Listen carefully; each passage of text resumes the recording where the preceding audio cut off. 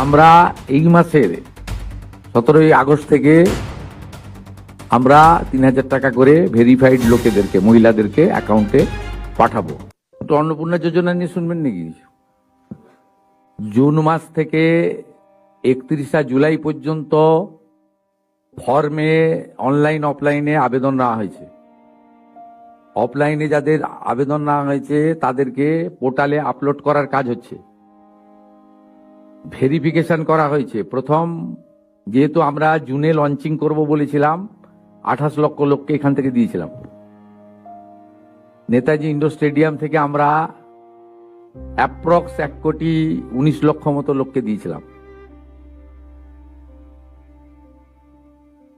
তারপরেও আমরা আবেদন নিয়েছি 31শে জুলাই পর্যন্ত। 2,16,00,000 মোট আবেদন করেছেন। এই আবেদনকারীদের প্রত্যেকটা ভেরিফিকেশন করার কাজ চলছে।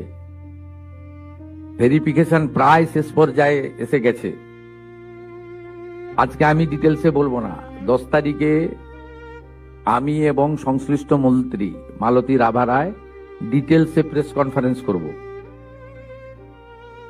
2 PM, ঠিক আছে? আপনারা আসবেন মিছিলের আগে, তেরঙ্গা যাত্রার আগে। 17ই আগস্ট থেকে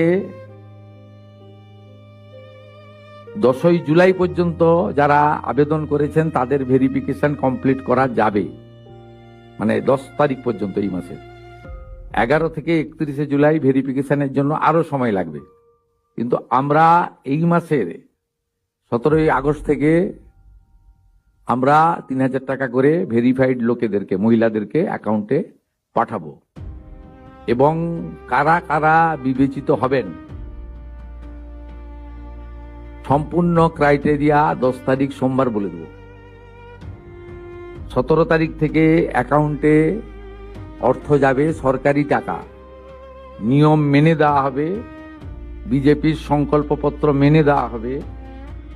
একটা স্কিম তৈরি করতে গেলে, দিতে গেলে যে ফাইন্যান্সিয়াল মিনিমাম ডিসিপ্লিন লাগে সেটা রেখেই দেওয়া হবে। 25 থেকে 60 বছর বয়সী লোকেদের দেওয়া হবে। অন্যান্য সমস্ত আপনারা কাগজ পেন নিয়ে আসবেন, নোট করতে থাকবেন। আমি এবং সংশ্লিষ্ট মন্ত্রী অর্থ সচিবকে রেখে বলে দেব 17 তারিখ থেকে অ্যাকাউন্টে টাকা ট্রান্সফার হবে।